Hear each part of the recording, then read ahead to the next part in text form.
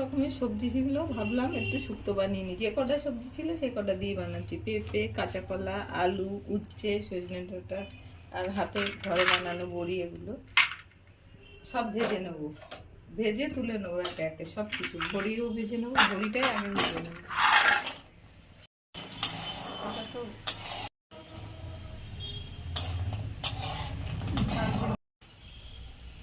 ভাজা হয়ে গেছে, সব সবজিগুলো একে একে ভেজে নেবো। আলুগুলো আগে ভেজে নেবো, সব সবজি ভেজে তুলে নেবো।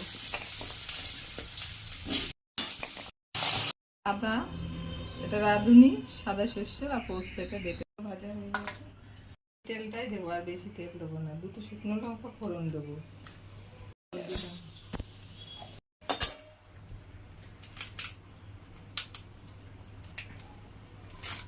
তেজপাতা দিলাম একটা, একটু কষিয়ে নেব। মিক্সারে বাটিটা দিয়ে একটু জল দেবো। দেয় না শুক্তোতে, কিন্তু আমি একটু দেবো না, আমাদের বাড়িতে আবার অনেক প্রবলেম।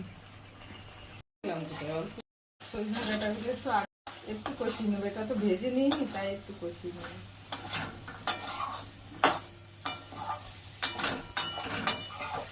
ভেজে রেখেছিলাম, দিয়ে দিলাম।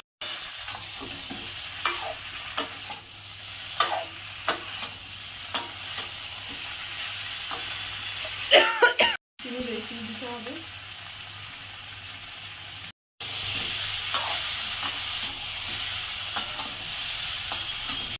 রেখেছিলাম 2 প্যাকেট আমুল দুধ, দিয়ে দিলাম। দিয়ে দিলাম আর কিছুক্ষণ ফুটবে, একটু ঝোলঝোলি রাখবো। বড়িগুলো সিদ্ধ হওয়ার জন্য কিছুক্ষণ ফোটাবো। তো আমি শুক্তোটা ভালো লাগলে অবশ্যই লাইক কমেন্ট করবেন, চ্যানেলটাকে সাবস্ক্রাইব করবেন। ভিডিওটা ভালো লাগলে অবশ্যই কমেন্টে জানাবেন যে শুক্তোটা আপনাদের সবার কেমন লাগলো, কার কার শুক্তো পছন্দ।